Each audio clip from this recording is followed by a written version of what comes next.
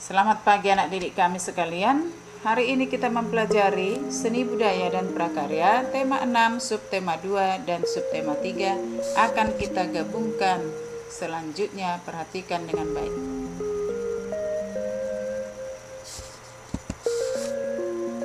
Tari tunggal. Di dalam seni tari terdapat 3 macam jenis tari, yaitu tari tunggal, tari berpasangan, dan tari berkelompok. Tari tunggal adalah tari yang dibawakan oleh satu orang penari saja, baik penari pria atau wanita. Penari pria pada tari tunggal biasanya membawakan tari dengan kuat dan gagah. Penari wanita membawakan tari tunggal dengan lembut dan anggun.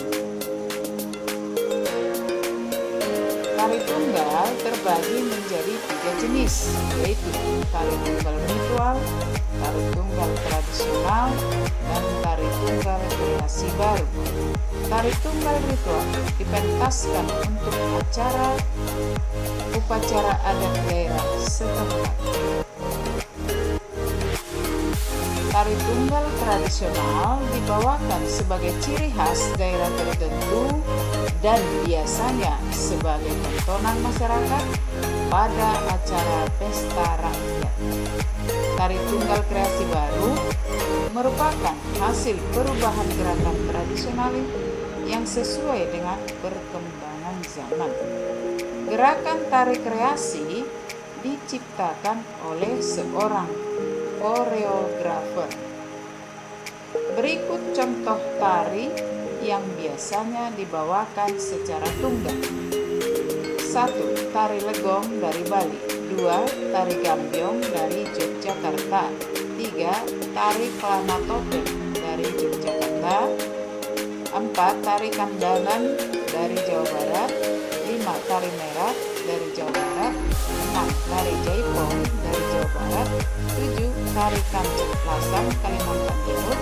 8. Tari gandrung dari Jawa Timur. Ragam tari daerah. Indonesia memiliki beragam tari daerah yang unik dan khas.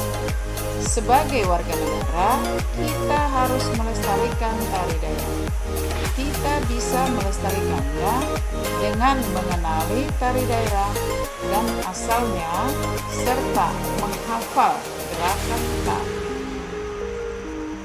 Ayo perhatikan beberapa contoh ragam tari daerah yang ada di Indonesia. Tari kipas dari Sulawesi Selatan. Tari topeng kuncaran dari Jawa Barat. Tari yapong dari DKI Jakarta. Tari gong dari Kalimantan Timur. Tari remong dari Jawa Timur. Tari kandagan atau gerak tari kandagan. Tari kandagan berasal dari Jawa Barat. Kandagan berasal dari kata kandaga dalam bahasa Sunda yang berarti tempat untuk menyimpan perhiasan. Tari kandagan adalah tari yang berisi kumpulan-kumpulan gerakan yang indah dan berharga. Properti yang digunakan pada tari tunggal. Setiap tari tunggal memerlukan properti untuk menunjang penampilan di atas panggung. Properti merupakan perlengkapan yang digunakan oleh penari ketika mementaskan sebuah tarian. Properti tari akan membuat penampilan tari lebih indah dan menarik. Properti yang digunakan disesuaikan dengan gerakan yang ditampilkan. Ayo perhatikan properti dalam tari tunggal berikut. Ini selendang, kipas, topeng, panah, kipas, dan sekarang kita sambung dengan pembelajaran subtema 3. Jenis-jenis reklame. Reklame adalah cara untuk mempromosikan atau memperkenalkan suatu produk atau kegiatan tertentu kepada masyarakat. Reklame dibuat dengan gambar dan kata-kata yang menarik.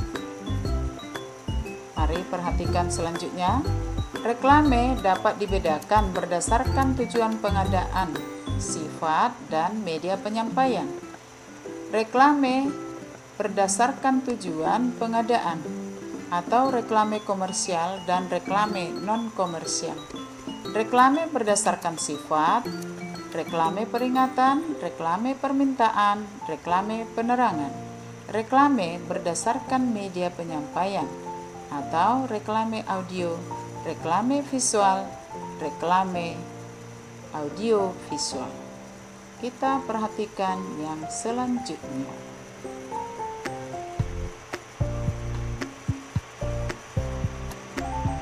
Bentuk reklame visual. Reklame visual memiliki beberapa bentuk, diantaranya sebagai berikut. Baliho, media informasi berukuran besar yang dipasang di tempat ramai dengan tiang. Spanduk, kain berukuran besar dan berisi informasi yang direntangkan di tempat ramai. Nah, perhatikan gambar. Bentuk reklame visual berikutnya. Poster, gambar yang diberi tulisan untuk menyampaikan suatu informasi atau himbauan. Brosur, selebaran yang berisi keterangan singkat tetapi lengkap. Membedakan gambarnya. Kita perhatikan yang selanjutnya. Embalase, yaitu gambar yang diberi tulisan untuk menyampaikan suatu informasi atau himbauan.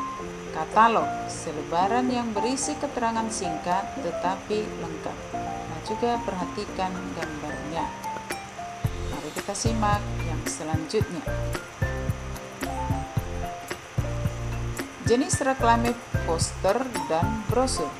Poster adalah reklame berupa selembar kertas dengan ukuran lebih besar yang berisi informasi disertai gambar yang menarik.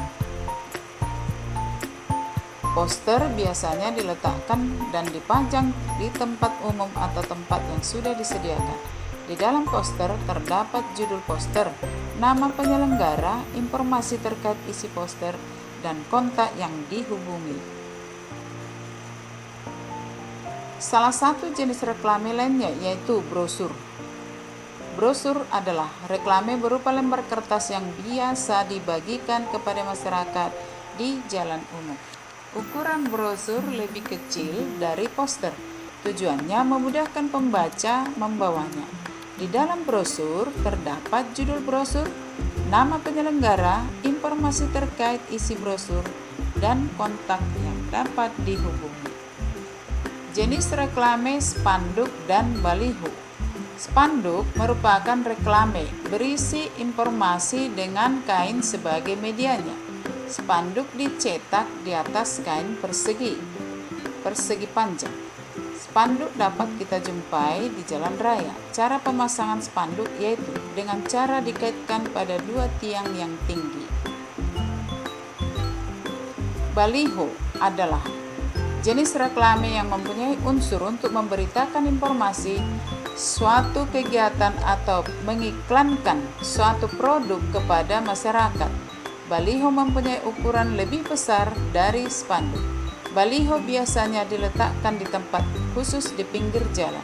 Karena ukurannya yang besar, pemasangan baliho lebih sulit dari spanduk. Nah, dengan demikian pembelajaran kita sampai di sini anak didik kami. Selamat belajar. Terima kasih.